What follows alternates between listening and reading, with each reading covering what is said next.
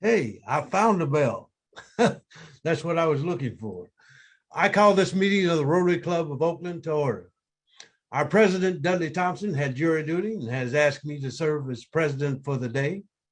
I am Ces Butner, and I have the honor to serve as the most recent past president of Rotary Club of Oakland. Founded in 1908, we are a third established club of some 36,000 Rotary clubs in over 200 countries around the world.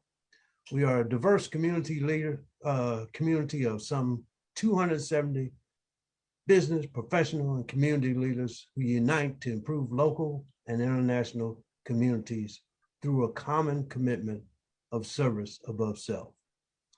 For over 113 years, we have welcomed Rotarians and guests to our club meetings. And I welcome you to our 5,370th club meeting.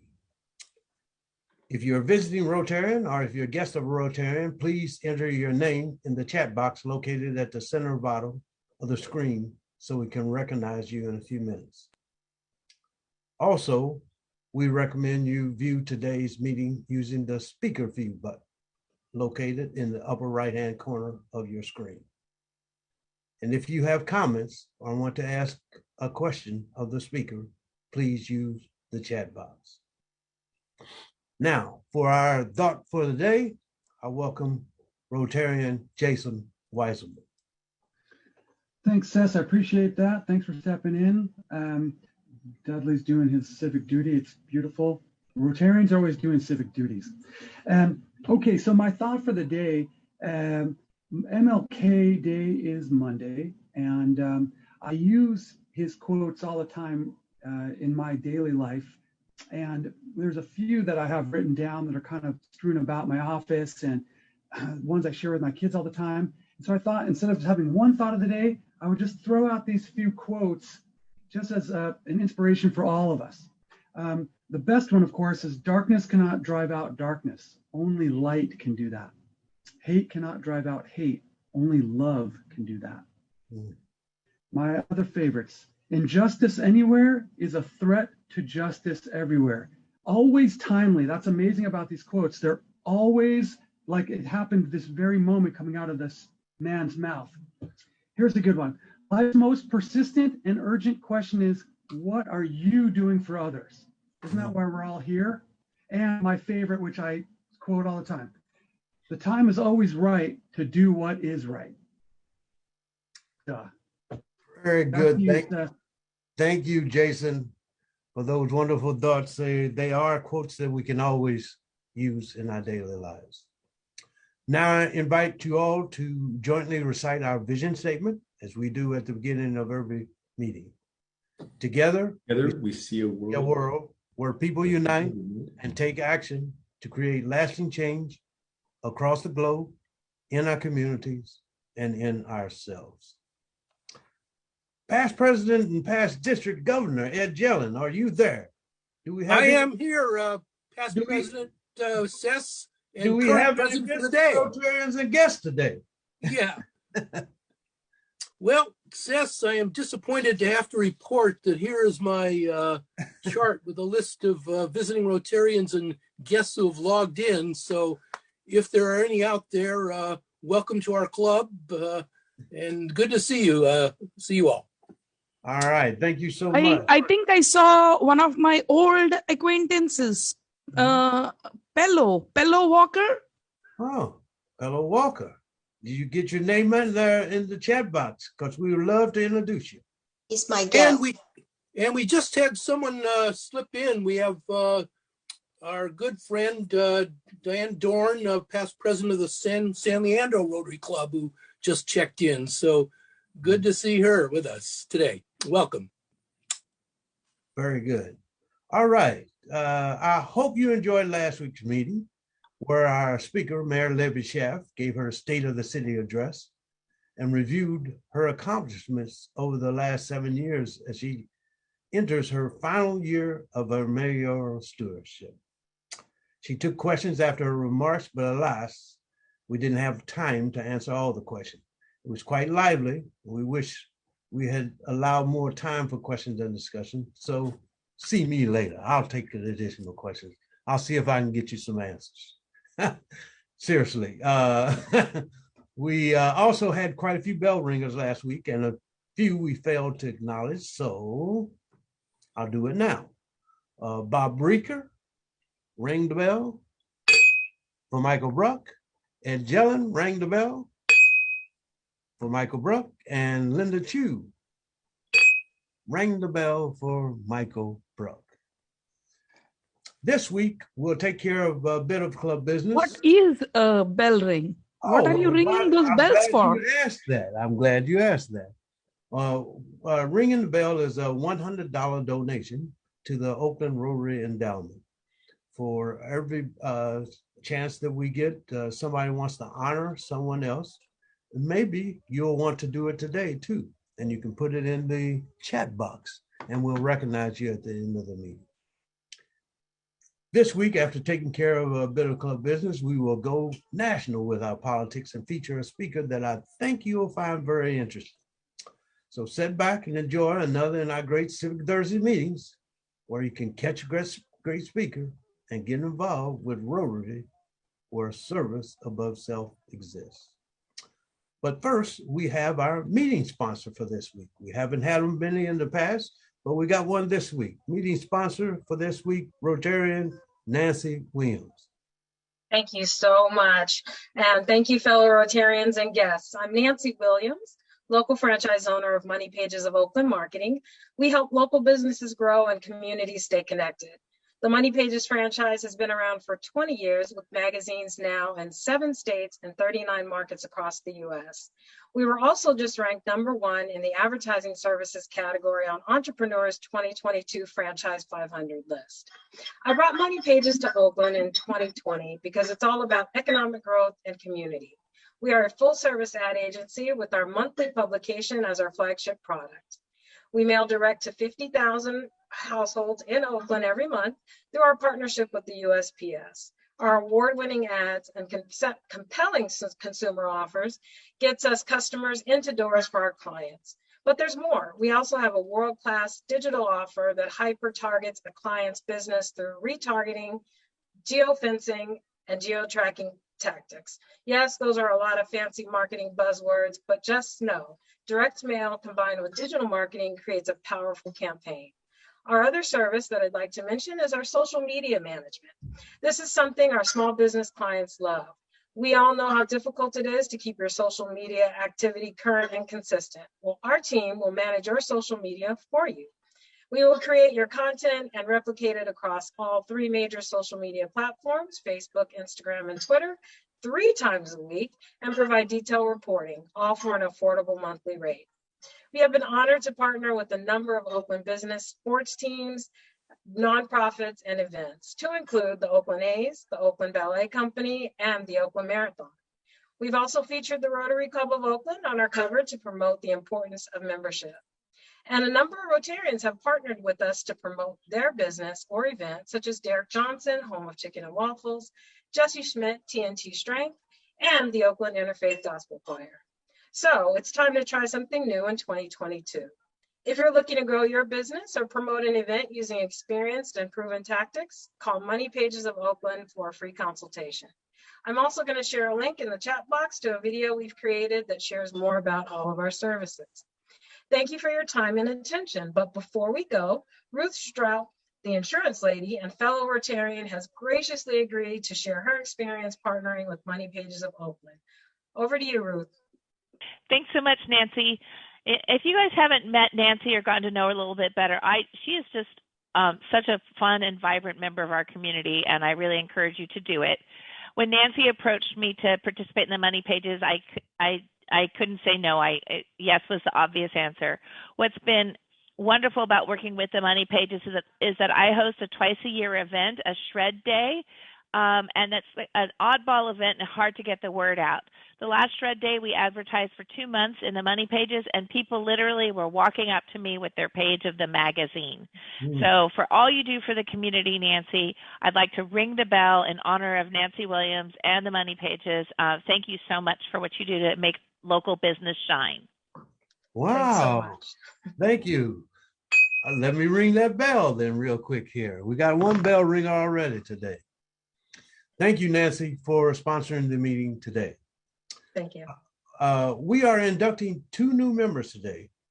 They will be introduced by past President David Stein and Rotarian David Kersten with 2 interesting facts about each of our newest Rotarians. Please hold your applause until both have been introduced, but David Stein, you go first. As President and Acting President Ces, President Dudley, fellow Rotarians and guests, it's my honor to introduce my good friend and our newest member, Dawnn Hills. Dawnn is the owner and general manager of DMH Insurance Group, providing life insurance, small business insurance, retirement planning, and more. 2 interesting facts. Number 1, Dawnn loves to play board games and she's a collector of various versions of Monopoly. Oh. Interesting fact number 2, don't be surprised if Dawnn doesn't show up singing happy birthday to you a cappella. She loves to do that for her friends.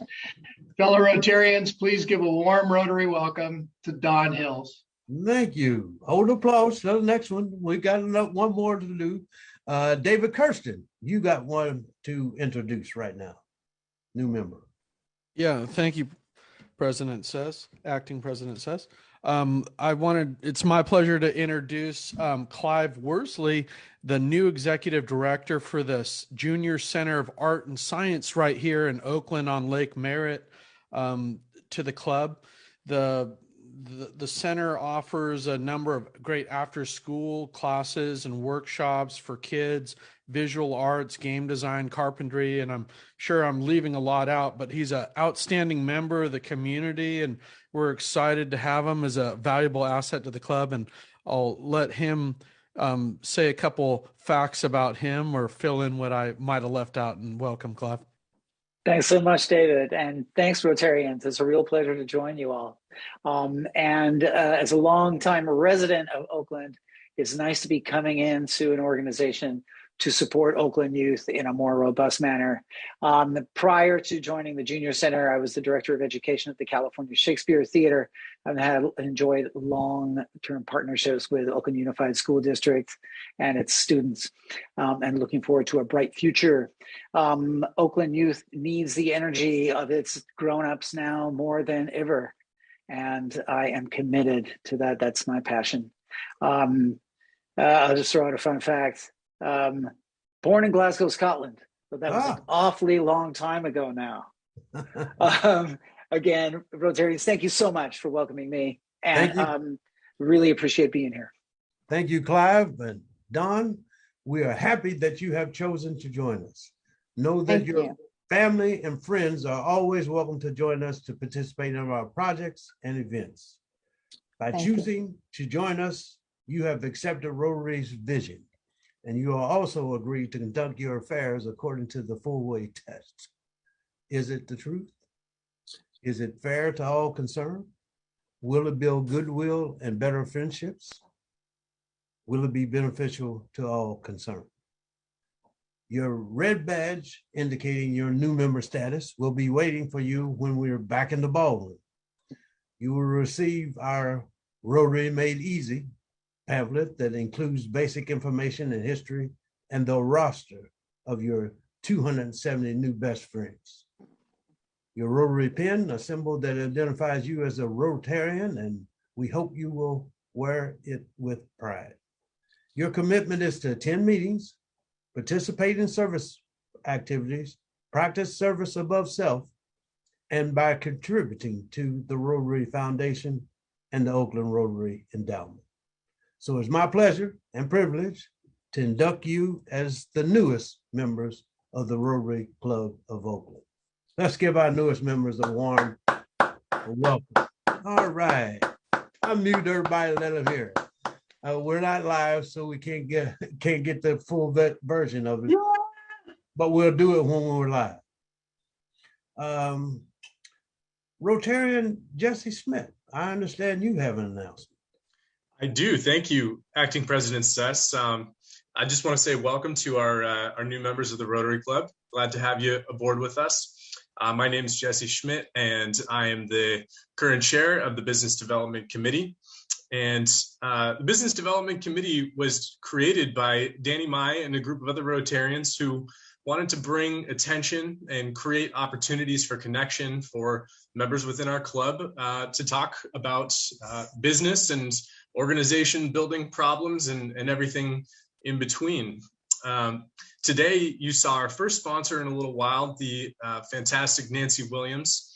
And that's the main thing that I want to talk with you about today is that right now the BDC is filling out our first 6 months of the year schedule for meeting sponsors. So if you are a Rotarian out there who would like to promote your business or your organization, and I like to use the term organization because sometimes because we call ourselves the Business Development Committee, people who are involved in nonprofits think that they can't be involved, but we would love to have anybody and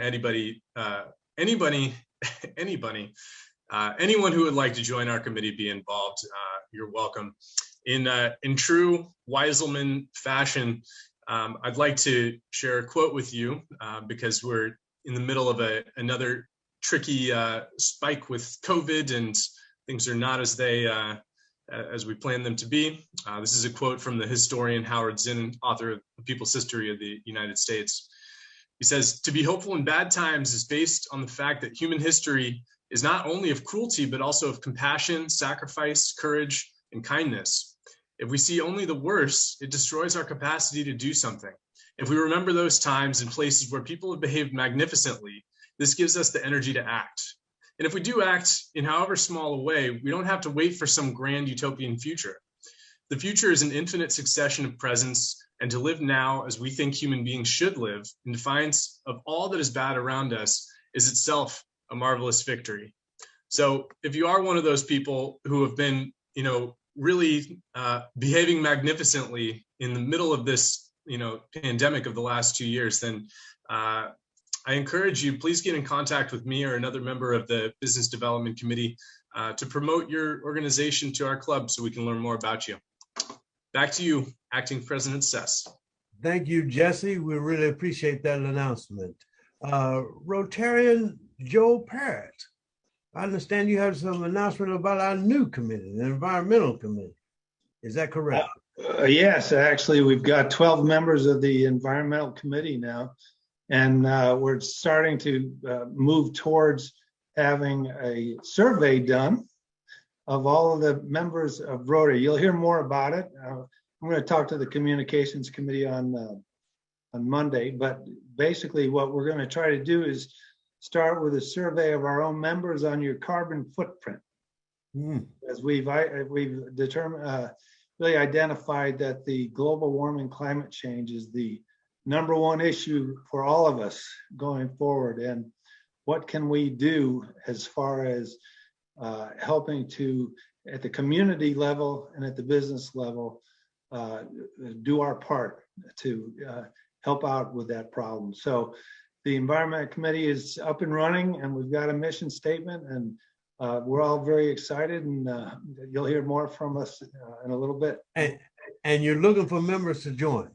Yeah, I think basically of all the issues that we're confronted with, we would like to invite just as many people who have interest in really trying to turn the environmental crisis we have coming that we're involved in right now.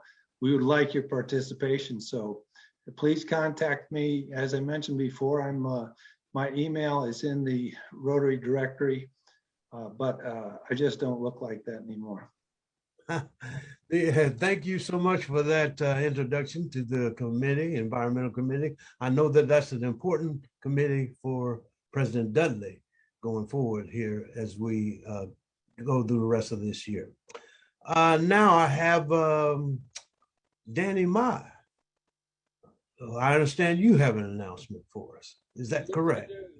Acting President Ces, thank you for giving me the opportunity. Good afternoon, Rotarians. Happy New Year, Gung Hefa Choi. The year of the tiger is upon us, and we are looking forward to the celebration.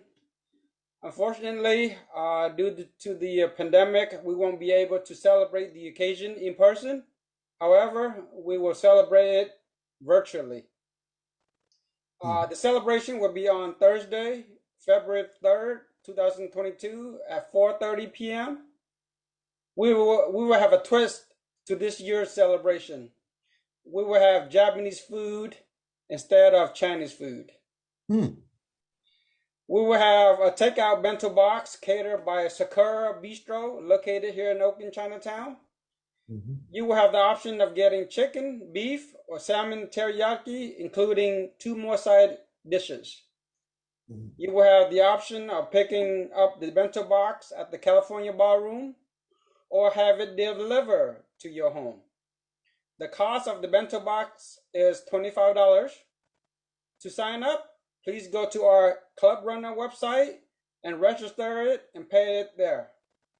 The cutoff date to register for the celebration is February the 1st at 5 p.m.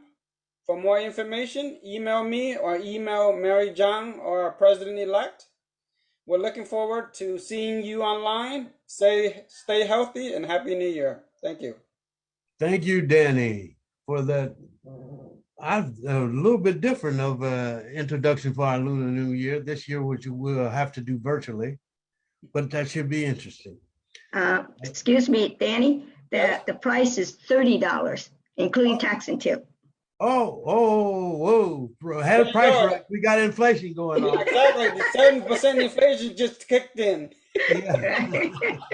Danny said he's going to pick up the extra $5 for everybody, right, Dan? Yeah.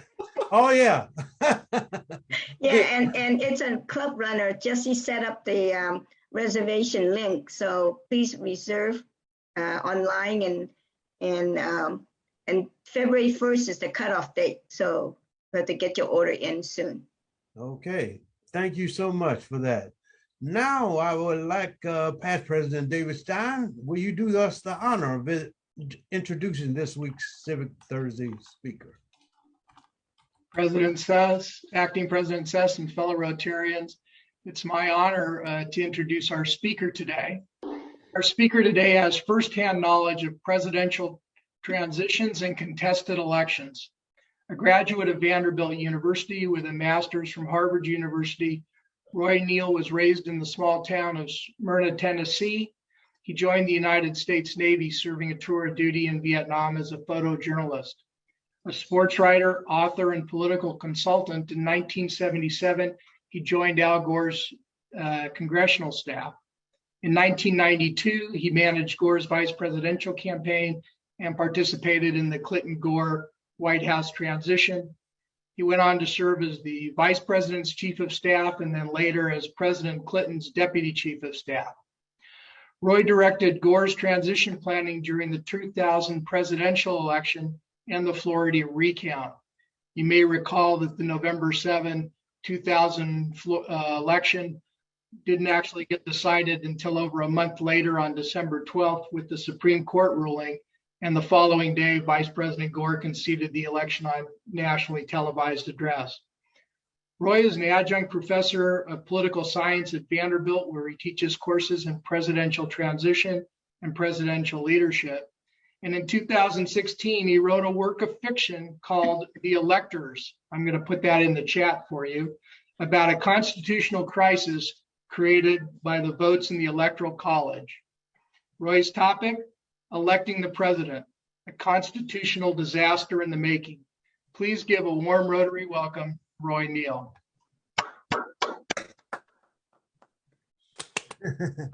Thank you, David. I would also like to point out that David Stein was one of our very first congressional staffers back in the late 1970s. He managed to escape politics to go on to a more legitimate form of living, but it's great to reconnect with David here today. I want to spend a few minutes talking about a topic that is, I guess, almost a passion for me, and that is the problems that can occur during a presidential transition, especially when there is a when a disaster could happen. As David mentioned, in 2000, we went through 5 weeks of not knowing who the next president would be. And it occurred to me sometime after that, after 9/11, that should there be a contested election like we had in 2000, and a disaster of the nature of 9/11 were to happen during that period, we could have a complete national and international meltdown. I set that aside for a while, but began to think of this in terms of what could happen if a president, particularly a sitting president seeking re-election, were to lose the election, but try to manipulate the Electoral College in a way that would throw the election back to him. My character in this novel, The Electors, was a Republican president from Florida with a staff of advisors who set about to use the Electoral College and the kind of crazy provisions of the Electoral College to overturn what had been a legitimate election. Now, I had no clue that we could ever encounter such a thing in reality. And in 2000, we had, or 2020, just last year, we had exactly that scenario. So I want to talk a little bit about how that could happen. And go to the next slide here. We've had conversations in the past, and these elections have increased the kind of civic education of the Electoral College, but we've had some discussion of faithless electors. In other words, an elector would switch his or her vote when the Electoral College meets in each state and throw an election into chaos. That has been partially eliminated by a Supreme Court ruling that will allow states to legally bind their electors to vote for the candidate who received the most popular votes in their state. However, not all states have chosen to do so, so that issue is still out there. We go to the next slide.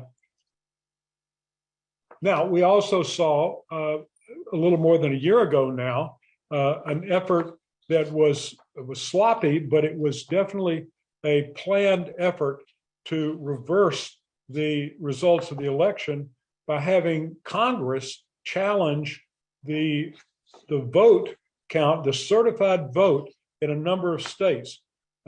We saw, it could move to the next slide, we saw 139 Republican House members, 8 senators actually voted to reject Biden's victory by objecting to the vote count in various states. Now, there's an effort now to diminish or eliminate Congress's ability to do anything more than in a pro forma way rubber stamp the Electoral College votes. It's a bipartisan effort. It may actually happen. We don't know. Now, there's also, and you read about this a great deal these days, there are efforts in a number of states to actually reduce the ability of individuals to vote. Now, I think that one man's voter suppression effort is another man's voter security effort. So I won't go into that, and certainly in partisan terms, except to say that there are a number of states that have decided, their state legislatures have decided to tighten the rules on voting that will undoubtedly make it tougher for people to vote in the next election. And so if you look at this map, it's not a coincidence that many of these states were essentially, that are Republican states and were Trump states in 2020. So let's go to the next slide. What are the political outcomes? We will see reduced voting in a number of low-income communities. and we'll see greater Republican majorities in Congress and state legislatures. Now, I'm not going to pass judgment on that, because if you are a Republican candidate, you want tighter rules for voting, so as to diminish the ability of some people who will likely vote for your opponent.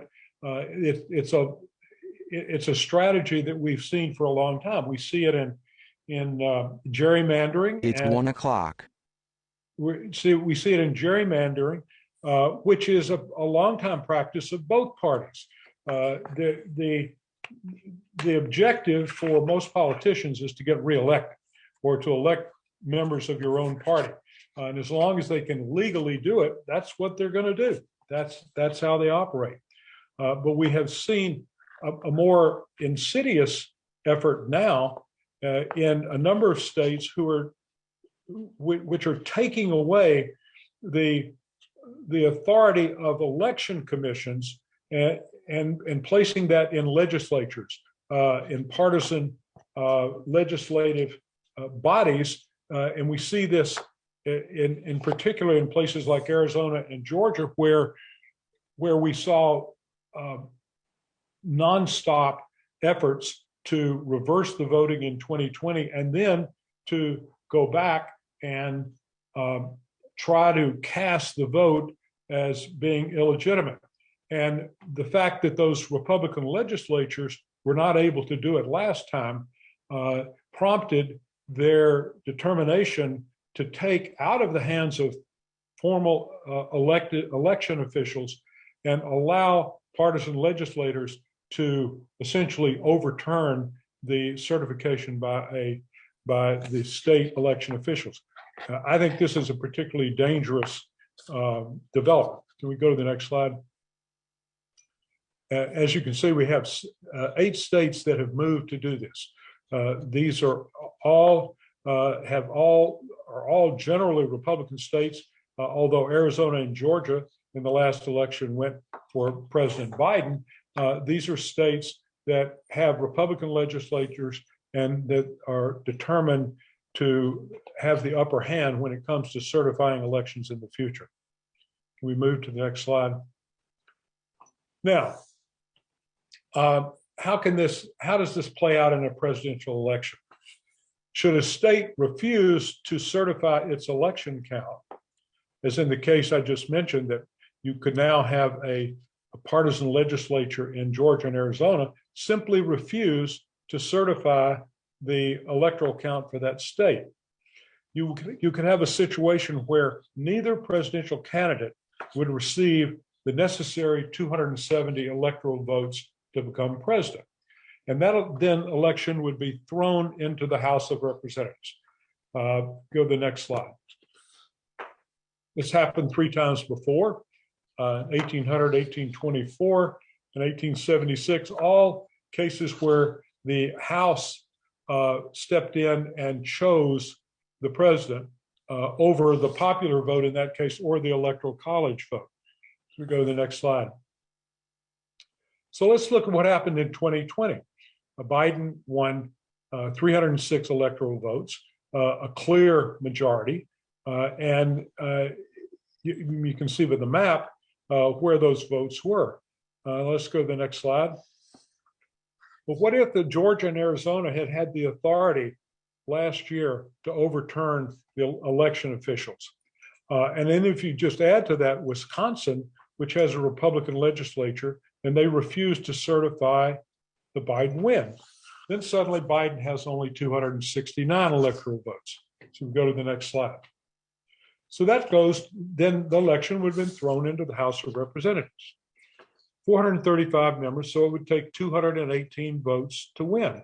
Now, the newly elected House was controlled by Democrats, so you would imagine then that Biden would have won the House of Representatives vote to become president, right? Let's go to the next slide. That's wrong. Doesn't work that way. Let's go to the next slide. What happens is, in this case, each state's congressional caucus decide that state's vote. Each state gets a vote. So there are 50 votes to decide who becomes the next president. California, your state, with about 39 million people, gets one vote. Wyoming, with about 500,000 people, gets one vote. You could not imagine a less democratic situation. Now, in this scenario, 27 state delegations are controlled by Republican members of Congress. 27, 21 by Democrats, and 2 are tied. So what happens? Trump wins. And unquestionably, that would have been the situation. So what could happen here? How could this be fixed? Clearly, when the founding fathers came up with this idea of an electoral college, it was an effort to try to placate the least populous states in the Union at that time to get the Constitution ratified. So they came up with this scenario. Now, it's been amended several times, but we're essentially left with this situation. But the scenario whereby the House of Representatives would decide the election based on a state-by-state count is considered, I think, by many political scientists, bizarre in the extreme. There is an effort now, as I mentioned before, to reform the Election Count Act, which would take the Congress out of that process at the very end, as we saw last year in January 6th. In this effort to do just that, there's a legislative effort coming together to eliminate Congress's ability to do that. Now, that possibly could happen, but it doesn't affect the situation where neither candidate would come up with the majority of electoral votes to become president. There is, by the way, another scenario where that could happen, and we saw something materializing like that when Ross Perot ran, who won a substantial number of votes, but no electoral votes. We did see in 1968 when George Wallace won a number of states and would have had electoral votes at that time. We could have a situation where a third-party candidate could win enough electoral votes to prevent either candidate from winning the majority. So you'd have the same situation. Now, new federal voting rights laws to deal with voter suppression, it's not going to happen this year, unfortunately. Speaking as a partisan supporter of broader voting rights, there for a number of years, a number of states have come together to pass state compacts to essentially render the Electoral College irrelevant. But most of the state, or all the states who have put this into place and have been essentially Democratic states. Not a single so-called Republican state has been willing to pass the state compact. Now, so what you're left with in trying to fix this bizarre situation now in the Constitution for governing presidential elections, about the only way that this would change would be a constitutional amendment to eliminate the role of the Electoral College, to simply elect the president by popular vote. But if you look at the map and you look at what it takes to pass a constitutional amendment, you go to the next slide. Take 2/3 of the House and Senate have to vote to propose an amendment, and then 3/4 of the states have to vote to ratify, or the Congress votes to convene a constitutional convention. That has never succeeded in our history. So if you go back to the last slide, please, you can look at this map and see the difficulty in passing such an amendment. Now, why is that? I mean, a lot of people, you'd probably, a majority of voters, if presented this scenario without assigning a partisan character to it, would say, well, that's crazy. it's crazy to allow, Wyoming to have as much of a say in electing the president as California. But that's what we have. So, but if you look at this map, you can see how difficult it would be to pass a constitutional amendment or to ratify a constitutional amendment, even if the Congress voted to propose one. So you could go to the next slide and then the one after that, please. Now the next slide. So you can see in 2022, the chance of having the Congress vote to propose an amendment seems like a long shot at best. With just the narrowest of margin the Democrats have, and the likelihood, by the way, that next year that we will have a Republican majority in the House, possibly the Senate too, but probably the House. So you go to the next slide. And we see that, again, with 34 states needing to ratify a constitutional amendment, it's hard to look at this map and imagine how that could happen. In terms of state legislatures who would have to ratify, 32 are controlled by Republicans, 18 by Democrats. Now, this is a situation where a rational fix to clearly an undemocratic provision of the Constitution makes sense. But it's not going to happen because it simply benefits Republicans in presidential elections.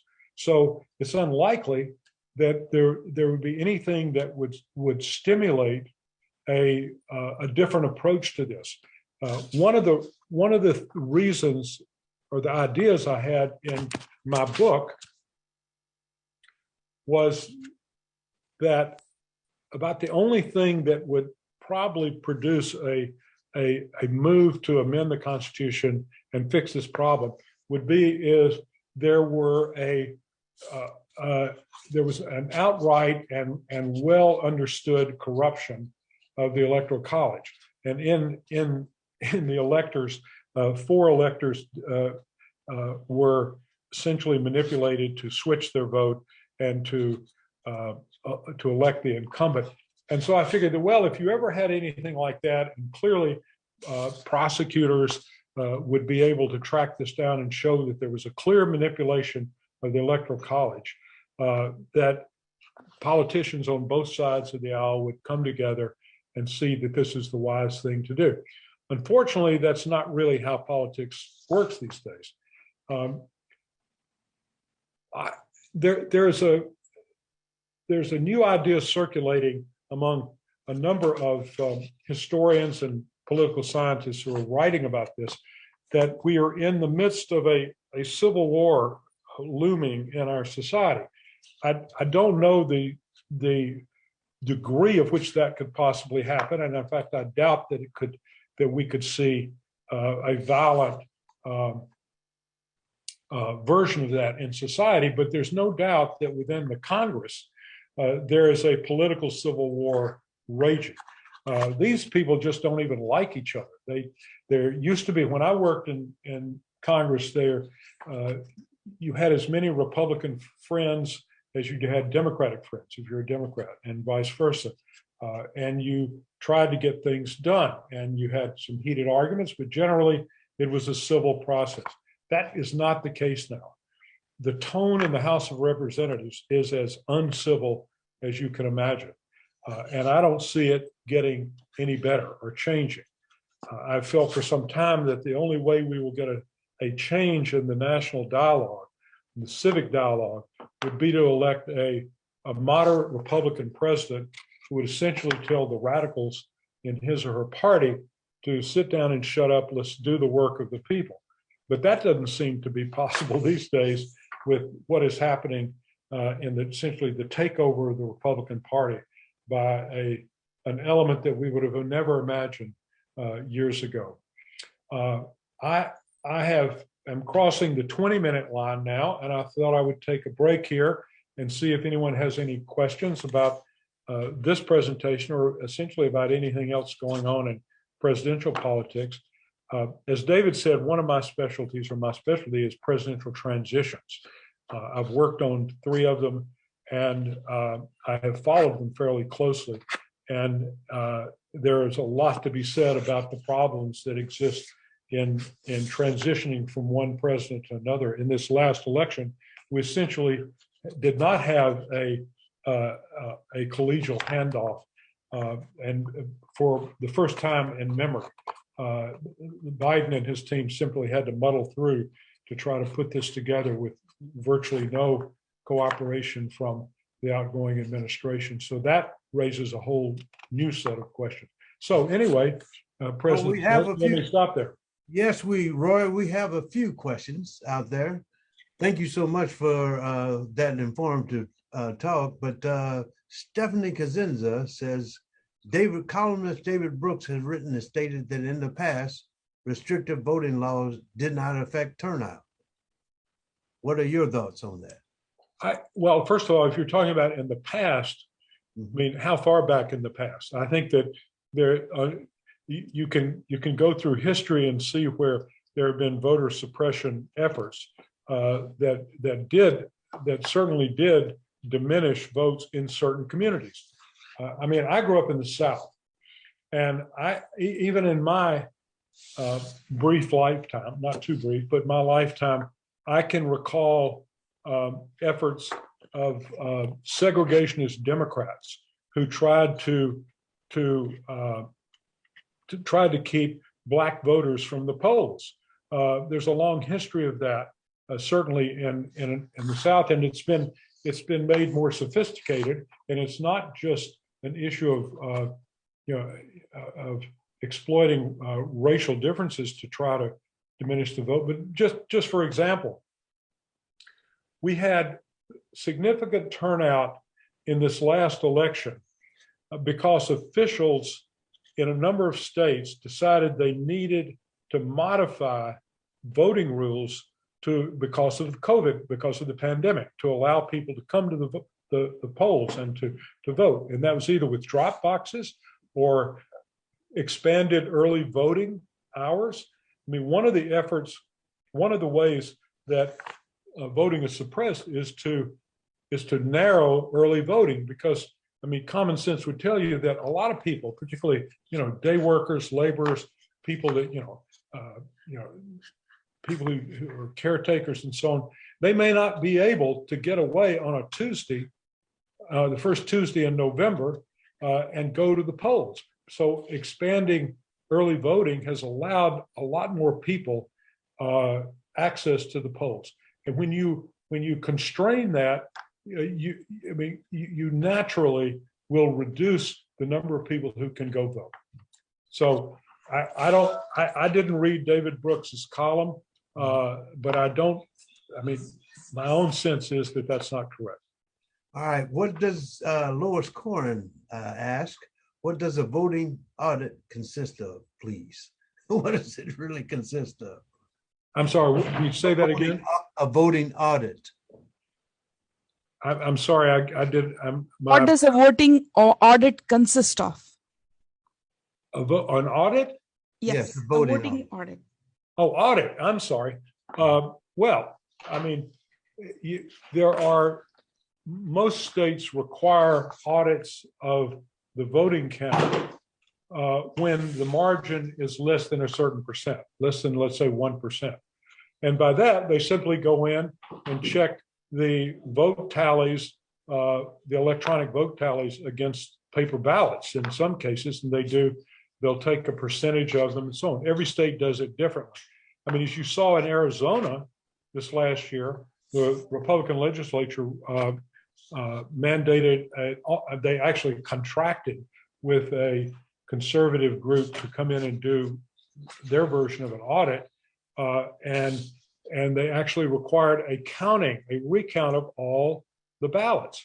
And they did that. That is rare. So every state has its own idea of what an audit amounts to, but the audits were used in some cases in this last election, Georgia, Arizona, Pennsylvania, Michigan, Wisconsin, as a way to cast a doubt on the election result. There is no federal audit. There is no system that would require a federal audit. In fact, elections, even federal elections, are run by state officials. There are those who believe that presidential elections should be federalized, since it's a federal election, a national election, but there's no provision for doing that at this point. All right. Jason Wizelman asked, you explained that how difficult it would be to do away with the electoral college, but changing the electoral college, are there any efforts underway to change the electoral? Well, as I mentioned, there are a number of states who have instituted what they called a state compact, electoral compact, and what those things essentially do is it triggers the automatic allocation of a state's electoral votes to the candidate who has won the national popular vote. In other words, you would, if after the polls close and the votes are counted, if a candidate has won the popular vote, then in those states, their electoral votes would automatically go to that candidate. Now, you can see the partisan implications of that. And so the only states that have instituted such a compact are essentially Democratic states. And we've had now, how many? We've had two recent elections where the winner of the popular vote, Hillary Clinton, and before that Al Gore, lost the electoral college. So, Republican politicians will look at that and say, no, I don't want to get rid of this system. It benefits us. So there's that plan, but that's about the only thing that has been bouncing around. So essentially, it is left up to the states to decide there's no federal rule can overturn the state's power to certify whichever candidate that they Well, that's right. There are legislative proposals that would, again, place some mandates on how federal elections are conducted in states. But at this point, each state has its own election officials, its own procedures for conducting elections, and then for counting the votes, and then for submitting those to the Congress as certified. This next question I don't quite understand. I don't know, but Lou Regali asked, does Congress members say the Pledge of Allegiance at any time when they are in session?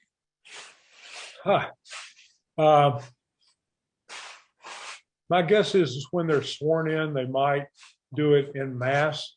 But, I can't answer the question. I don't know. All right. I just thought I'd ask you because it came up here on the chat. Stephanie says, how do we communicate these issues to citizens in the simplest possible manner? That's tough because it's a complex problem. And we only look at this.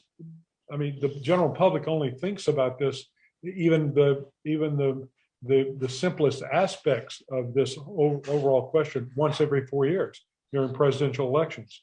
And I think in the 2000 election, during the recount period, we got a kind of brief national education on how the Electoral College works.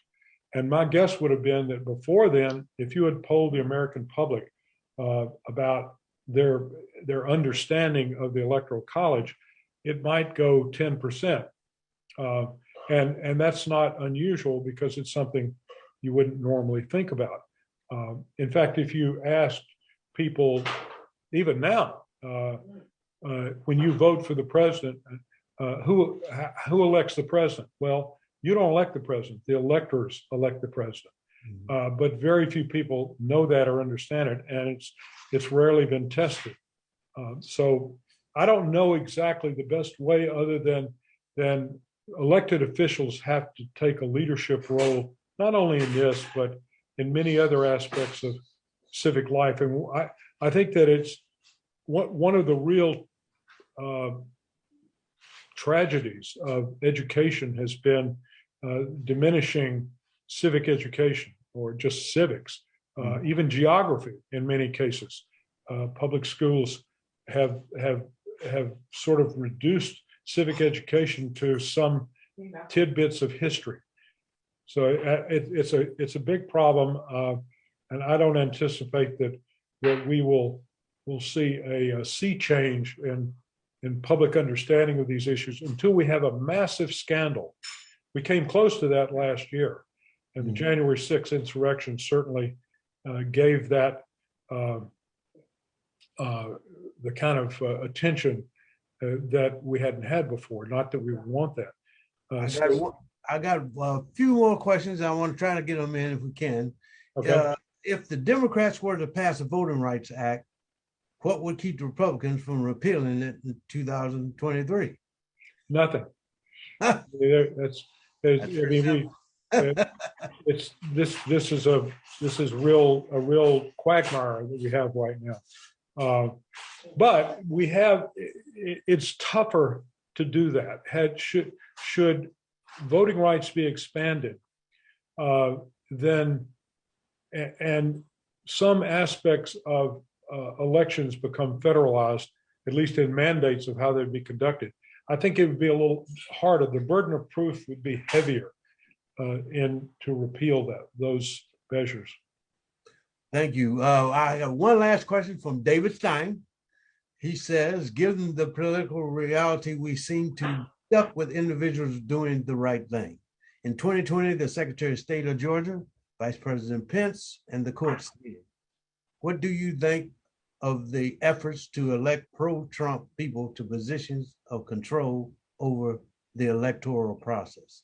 Should we be more focused on those elections as opposed to the other elections? Well, one of the things the Republicans have done very successfully over the last 30 years is focus on state elections, state legislatures, state Supreme Courts. And by doing that, they have slowly and gradually and effectively captured the state government, which, as we see now in this issue and many others, is where the rubber hits the road.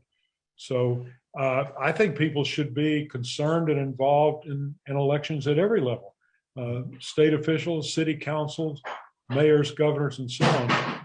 And you can focus on presidential elections, but if I had $1 billion to put into politics, I would do it at the state level. Okay, thank you so much, Roy. This was very informative. This year, we are highlighting the new Rotary area of focus, the environment. In your honor, we are making a donation to the Environmental Sustainability Rotary Action Group, SRAG, toward their focus on biodiversity, sustainable living, pollution, the climate, and the food systems, and a circular economy. Thank you so much for being our guest for today. Thank you. I've enjoyed it. Thank you for having me. I can't hear all the applause, but the applause is there.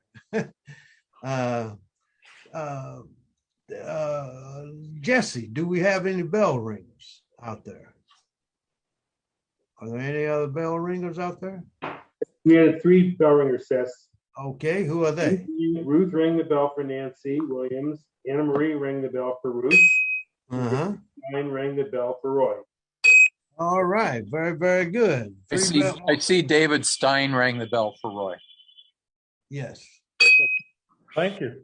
All right. Announcement. I think Rotarian Lois Corin, you have a slight announcement you put in the chat? I do. So I rang the bell for Dr. King. But if you look in the chat, I invited everybody to the 25th annual celebration of Dr. King's life and teachings in Piedmont. So when you go to Mary's been many, many, many times. So when you go to the chat, there's a link and it's PADC, www.padc.info. And you can just go on there and register. When you get to the website, it'll say MLK 2022. Now, this is important to me for countless reasons, but not the least of which my father went to Morehouse, was on the debate team with Dr. King. My grandfather was dean of men at Hampton Institute. And so I met Dr. King when I was 7 years old. And he picked me up and told me what a beautiful little girl I was. And who knew that I would end up being involved in having this celebration for all these years. So please join us. And boy, Dr. King would not be happy Thank you for that, Lois. Quite a history there with the King family. And I think it's appropriate that we do mention that on Martin Luther King Day coming up here.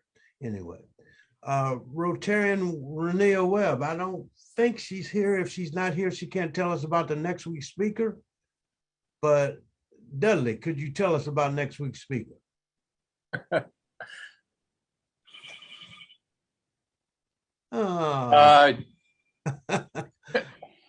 think it's Regina Jackson, who's the she's on chair of the Oakland Police Commission. Anyway, she'll be with us. It'll be a good one. All right. We've had the chief of police and we've had the mayor, and it'll be an interesting view. Now we'll get to hear from the police commissioner chair, Regina Jackson. Thank you, Jason, for the thought for the day. Welcome to our newest members, Dawnn and Clive. Thank you, Jesse, for the update on business development. Thank you, Joel, for giving a progress report on our new environmental committee. Thank you, Danny, for the announcement of Lunar New Year activities. And thank you, David, for the fine introduction of our Civic Thursday speaker. And finally, thank you to our AV team for putting this meeting together. Finally, I want to thank everyone for joining us today. Remember, we are Rotarians, serve to change lives, and don't keep Rotary a secret. This meeting is adjourned. Right at 1:30. Thank you, Ces. I really appreciate it. I tried to do best I could, buddy.